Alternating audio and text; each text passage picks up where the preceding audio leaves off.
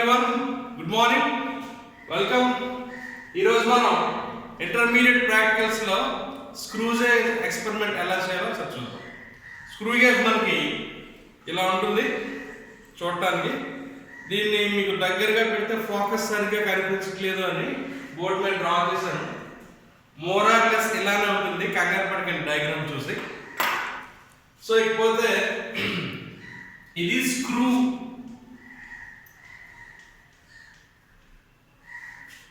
మనకి ఇక్కడ ఒక స్కేల్ ఉంది, ఇక్కడ ఒక స్కేల్ ఉంది. చూడండి, వెర్నియర్ క్యాలిపర్స్ లో మెయిన్ స్కేల్ ఉంది, వెర్నియర్ స్కేల్ ఉంది కదా. అలానే స్క్రూ గేజ్ లో కూడా రెండు రకాల స్కేల్స్ ఉంటాయి. ఇలా హారిజాంటల్ గా ఉండే ఈ స్కేల్ ని పిచ్ స్కేల్ అంటారు.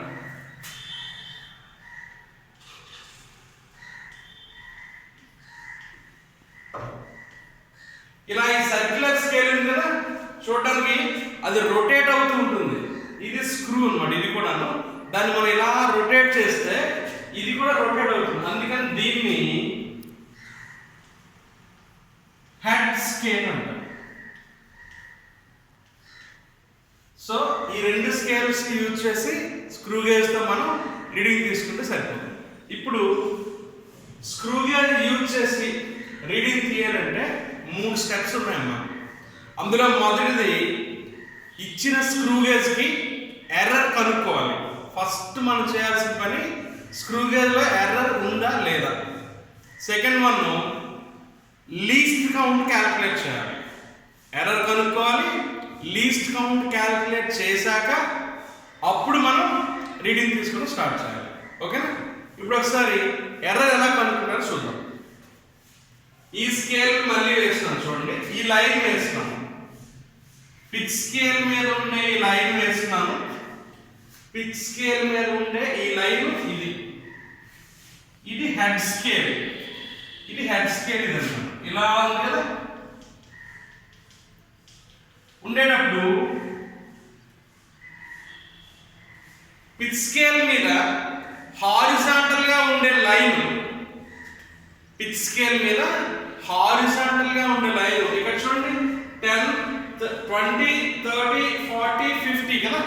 అలా 60, 70, 80, 90, 100 చూపిస్తుంది. ఈ 20 ముందే ఉంటుంది, 10 ఉంటుంది. ఆ 10 ముందు 0 ఉంటుంది కదా.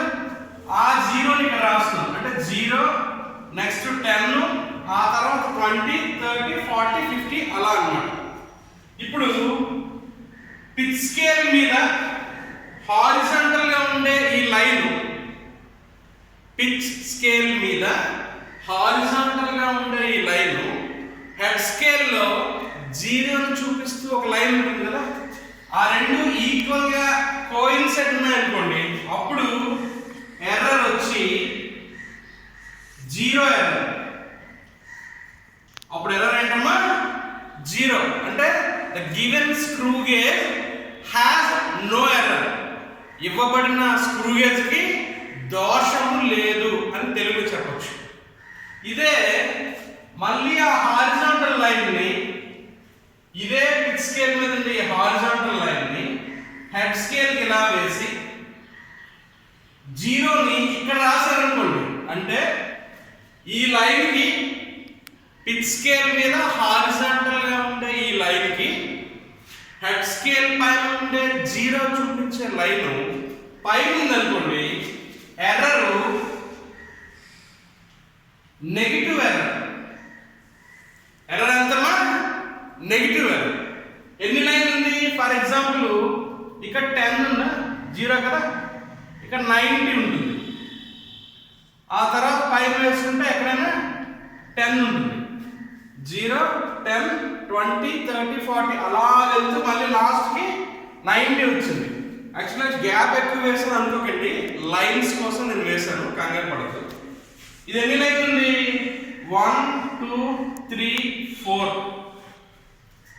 1, 2, 3, 4 డివిజన్స్ పైన ఉంది. అందుకని దీని ఎర్రర్ ఏమవుతుంది? -4 అవుతుంది. మళ్ళీ చెప్తున్నాను చూడండి, పిచ్ స్కేల్ మీద ఉన్న ఈ లైన్ కి హెడ్ స్కేల్ మీద 0ను చూపించే ఈ లైన్ పైన ఉంటే ఎర్రర్ నెగిటివ్. ఎన్ని గీతలు ఎన్ని లైన్లు పైన ఉందో లెక్క పెడదాం. చూడండి 1 2 3 4 లైన్స్ పైన ఉంది కాబట్టి ఎర్రర్ ఎంతమ్మా -4. ఇదే చూడండి ఇదే లైన్ మళ్ళీ ఇలా వస్తే ఈసారి 0 ఇక్కడ ఉంది, అప్పుడు ఎర్రర్ ఏమవుతుంది పాజిటివ్ ఎర్రర్ అవుతుంది. చూడండి మళ్ళీ చెప్తున్నాను, పిచ్ స్కేల్ మీద ఉండే హారిజాంటల్ లైన్ హెడ్ స్కేల్ మీద ఉండే 0తో కోయిన్సైడ్ అయితే ఎర్రర్ వచ్చి 0, నో ఎర్రర్. పిచ్ స్కేల్ మీద ఉండే ఈ లైన్ కి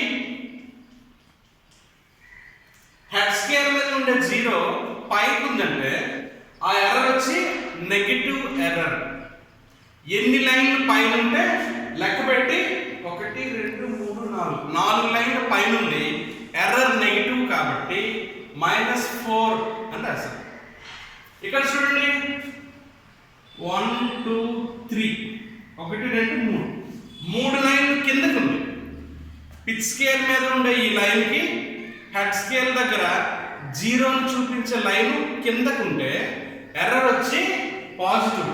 ఎన్ని లైన్లు 1 2 3, అప్పుడు ఏమవుతుంది ఎర్రర్ +3 అవుతుంది. అప్పుడు ఏమవుతుందమ్మా +3. ఇప్పుడు దీనికి కరెక్షన్ రాద్దాం. ఎర్రర్ ఉంటే దాన్ని కరెక్ట్ చేయాలి కదా. కరెక్షన్ ఏంటి, దీనికి నో కరెక్షన్. ఎందుకు 0 కాబట్టి, ఎర్రర్ 0 కాబట్టి 0ను యాడ్ చేసిన 0ను సబ్ట్రాక్ట్ చేసిన వాల్యూ మారదు. దీని కరెక్షన్ ఎంత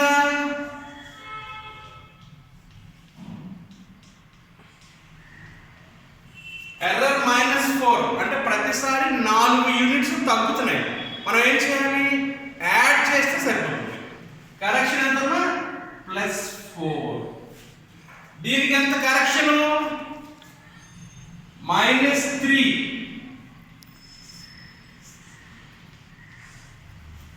అంటే ఏమీ లేదు, ఎర్రర్ ఏ వాల్యూ అయితే వస్తుందో నెగిటివ్ ఎర్రర్ అయితే ప్లస్ రాసి సేమ్ వాల్యూ రాయాలి, పాజిటివ్ ఎర్రర్ అయితే మైనస్ రాసి సేమ్ వాల్యూ రాయాలి, అంతే. అర్థమవుతుందా? ఇప్పుడు లీస్ట్ కౌంట్ ఎలా కనుక్కోవాలో చూద్దాం. Least count is equals to pitch of the screw by number of head scale divisions.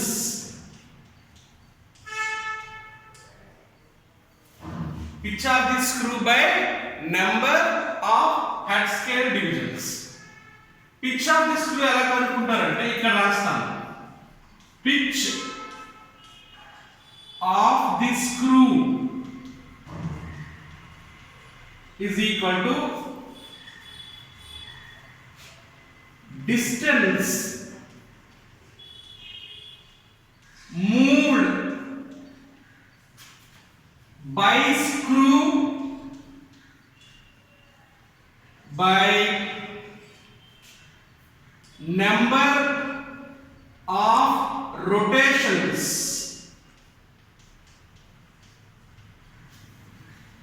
దీని తెలుగులో కనీసపు కొలత అంటారు. కనీసపు కొలత is equals to మర భ్రమణాంతరము.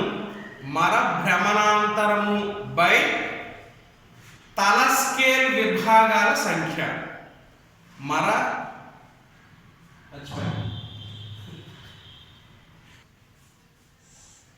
భ్రమణాంతరము బై తల స్కేల్ విభాగాల సంఖ్య.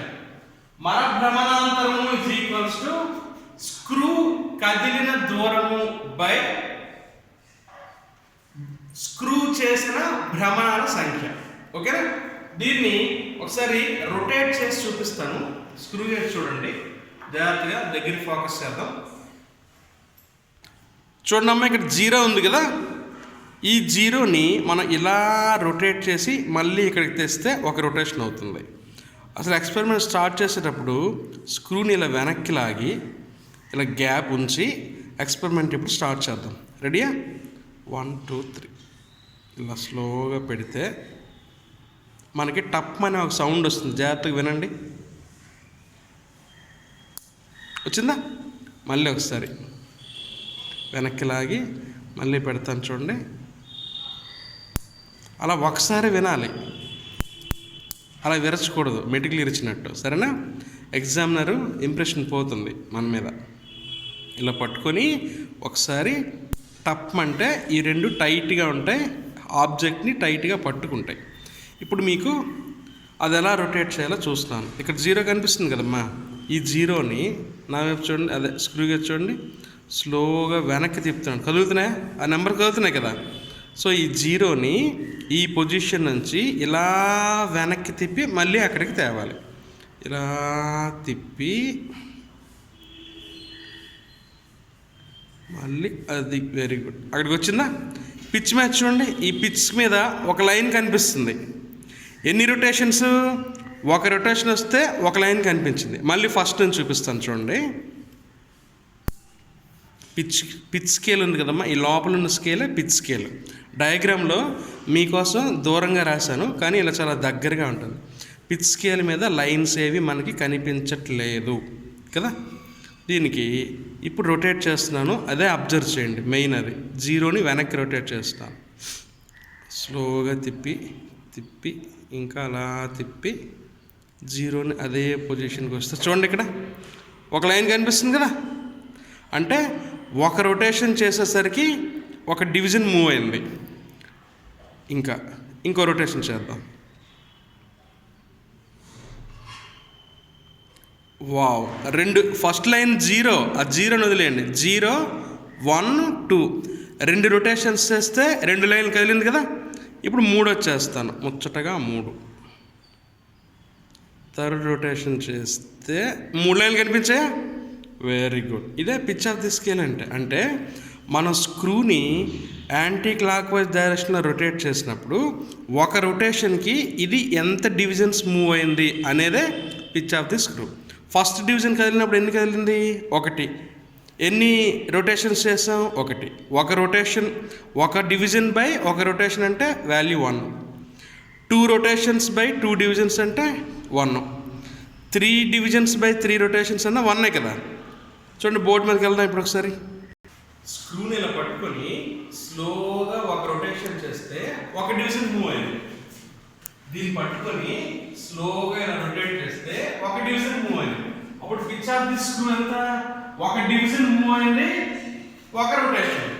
ఒక రొటేషన్కి ఒక డివిజన్ మూవ్ అయింది. దీని ఆన్సర్ ఎంత? 1. నెక్స్ట్ 2 రొటేషన్స్ మూవ్ అయితే మీరు చూసారు కదా, 2 రొటేషన్స్ చేస్తే 2 డివిజన్స్ మూవ్ అయింది. 2/2 వచ్చి 1. ముచ్చటగా 3 అని కూడా చేశాం కదా, అది చేసినప్పుడు కూడా 3/3. అంటే పిచ్ ఆఫ్ ది స్క్రూ ఏ స్క్రూ గేజ్కైనా ఆల్వేస్ 1 వస్తుంది. ఎందుకండి అంటే మనం ఎన్ని రొటేషన్స్ అయితే చేస్తున్నామో ఆ స్క్రూ ఖచ్చితంగా అన్ని డివిజన్స్ మూవ్ అవుతుంది. ఓకేనా? నేను ఏం చేస్తాను? 3 డివిజన్స్ బై 3 రొటేషన్స్ అంటే 1. మనం చేసాం కదా, 3 రొటేషన్స్ చేస్తే 3 డివిజన్స్ మూవ్ అయింది. అందుకని పిచ్ ఆఫ్ ది స్క్రూ ఎంతమ్మా? 1 వచ్చింది. ఇక్కడ సబ్స్టిట్యూట్ చేయండి. Pitch of the screw 1 by number of head scale divisions ఎన్ని? ఇది చూపిస్తాను చూడండి, 100 ఉంటాయి. ఇది 0 కదమ్మా. 0 నుంచి స్లోగా చూడండి.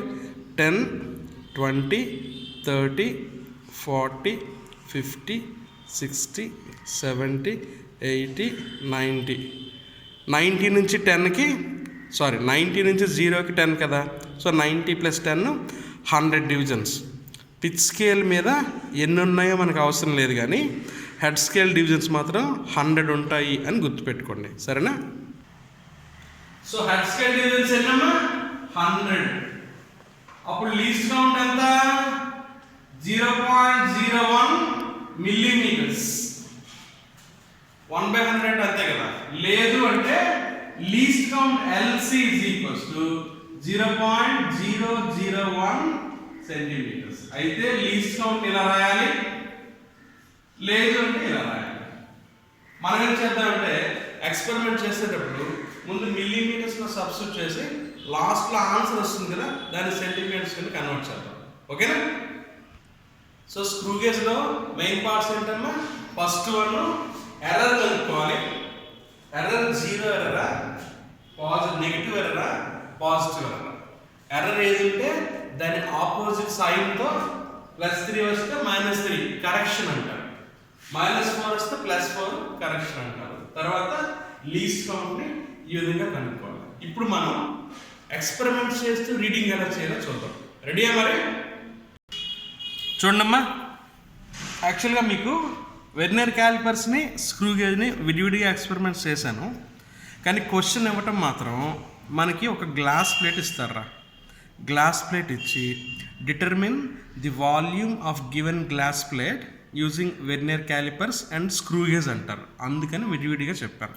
అలానే ఇంకా క్వశ్చన్ ఏంటంటే ఒక సిలిండ్రికల్ బాడీ ఇస్తారు, determine the volume of the given cylinder using vernier callipers and screw gauge అంటాం.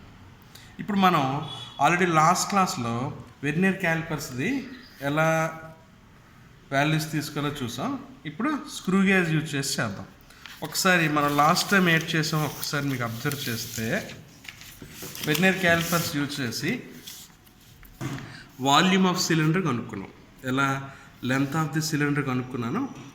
రేడియస్ కూడా వెర్నియర్ క్యాలిపర్స్తోనే చేస్తాను. ఇప్పుడు రేడియస్ని స్క్రూ గేజ్తో ఎలా కనుక్కోవాలో చేసి దాని రీడింగ్ చూపిస్తాను. ఒకటి. రెండోది ఇంకేటమ్మా, గ్లాస్ ప్లేట్. గ్లాస్ ప్లేట్కి లెంత్ కనుక్కున్నాం వెర్నియర్ క్యాలిపర్స్తో, బ్రెడ్త్ కనుక్కున్నాం వెర్నియర్ క్యాలిపర్స్తో. ఈ గ్లాస్ ప్లేట్ది థిక్నెస్ ఎలా కనుక్కోవాలో ఇప్పుడు చూద్దాం. రెడీయా మరి? ముందు లెంత్ వాల్యూ రాస్తానమ్మా. Length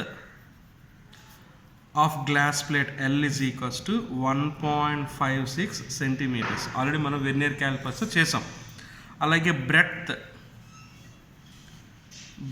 B is equals to 0.75 centimetres. ఇప్పుడు మనం థిక్నెస్ కనుక్కోవాలి. Thickness T is equals to, అది ఇప్పుడు మనం చేద్దాం. రెడీయా? 3 రీడింగ్ తీసుకుంటాను, 1, 2, 3 అని. ముందు దీనికి ఎర్రర్ అవన్నీ కనుక్కున్నానమ్మా ఆల్రెడీ. దీని తాలూకు ఎర్రర్ వచ్చి 1, 2, 3, 4 ఎర్రర్ వచ్చి -4. చూడండి, 0 పైకి ఉంది. ఇందులో ఈ పిచ్ స్కేల్ మీద ఉండే లైన్కి 0 పైకి ఉంది. సో ఇది నెగిటివ్ ఎర్రర్ అవుతుంది. ఎన్ని డివిజన్స్ ఉన్నాయి? 4 లైన్లు పైకి ఉంది కాబట్టి ఎర్రర్ -4. అప్పుడు కరెక్షన్ ఎంతమ్మా? Correction is equals to +4. ఈ కరెక్షనే మనకి ఇంపార్టెంట్. ఎందుకంటే టేబుల్ చూడండి ఒకసారి. PSR అంటే పిచ్ స్కేల్ రీడింగ్, HSR అంటే హెడ్ స్కేల్ రీడింగ్. ఈ హెడ్ స్కేల్ రీడింగ్ని మనం కరెక్షన్ చేయాలి. కరెక్షన్లో ఇక్కడ ఏముంటే అదే చేయాలి మనం. ఒకసారి చూపిస్తే మీకే అర్థమైపోతుంది. రెడీ? Let's begin. థిక్నెస్ అంటే ఇలా కనుక్కోవాలి. దీన్ని ఇలా పెట్టాలి. థిక్నెస్ అంటే ఇలా పెట్టి దీన్ని స్లోగా తిప్పితే టప్ అనే సౌండ్ వస్తుంది. చూడండి, జాగ్రత్త వినండి. అది కాదు, ఎవడో బట్టలు తిప్పుతున్నారు బయట, ఆ సౌండ్ కాదు, ఇది వచ్చిందా? మళ్ళీ ఇంకొకసారి వచ్చిందా? ఇంకొకసారి మళ్ళీ వినండి. అలా వచ్చిన తర్వాత దీన్ని ఎంత ఊపినా సరే గ్లాస్ ప్లేట్ కింద పడదు. అందుకని మనం టప్ అనే సౌండ్ వచ్చిన దాకా దాన్ని పట్టుకోవాలి. ఇప్పుడు పిచ్ మీద ఎన్ని గీతలు కనిపిస్తున్నాయి? 1, 2, 3 గీతలు కనిపిస్తున్నాయి కదా. 1, 2, 3 ఇలా లైటింగ్ రండి.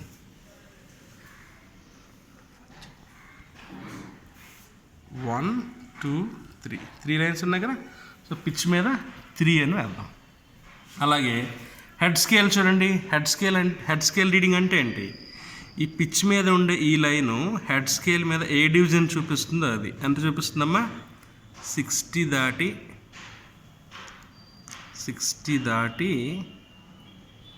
1, 2, 3. వావ్, 63 మన HSR. హెడ్ స్కేల్ రీడింగ్ అంటే ఏంటంటే పిచ్ స్కేల్ మీద ఉండే ఈ గీత హెడ్ స్కేల్లో ఏ డివిజన్ చూపిస్తే ఆ రీడింగ్ వేసుకోవాలి. పిచ్ స్కేల్ మీద హారిజాంటల్గా ఉండే ఈ లైను హెడ్ స్కేల్ మీద ఏ డివిజన్ చూపిస్తుందో ఆ డివిజన్ వేసుకుంటే హెచ్ఎస్ఆర్ అవుతుంది. 63 వచ్చింది కదా, ఈ సిహెచ్ఎస్ఆర్ మనకి ఇంపార్టెంట్. ఎలా కరెక్షన్ +4 ఉంటే ఈ 63కి +4 చేయాలి. అదే కరెక్షన్ -4 అనుకోండి, ఈ 63కి -4 చేయాలి. మన కరెక్షన్ +4 కదా వచ్చింది.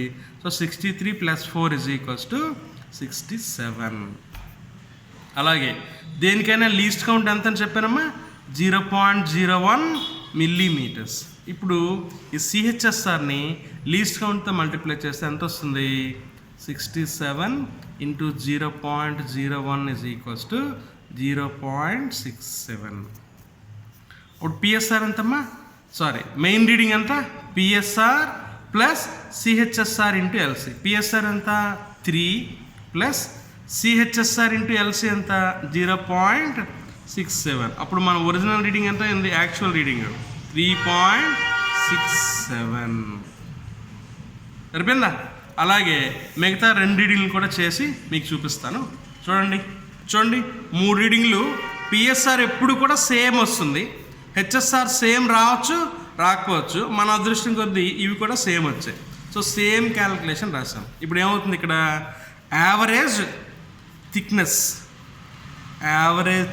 T = 3 యాడ్ చేసి బై 3 చేయాలి. 3.67 + 3.67 + 3.67 / 3. అప్పుడు టీ ఎంత వచ్చిందమ్మా, 3.67 మిల్లీమీటర్స్. అదే రాయండి, 3.67 మిల్లీమీటర్స్ అంటే 0.367 సెంటీమీటర్స్. ఇప్పుడు volume of the glass plate ఎలా చేద్దాం, volume V = length into breadth into thickness అంటే 1.56 × 0.75 × 0.367. ఇప్పుడు లాగర్థం క్యాలిక్యులేషన్ చేయాలి.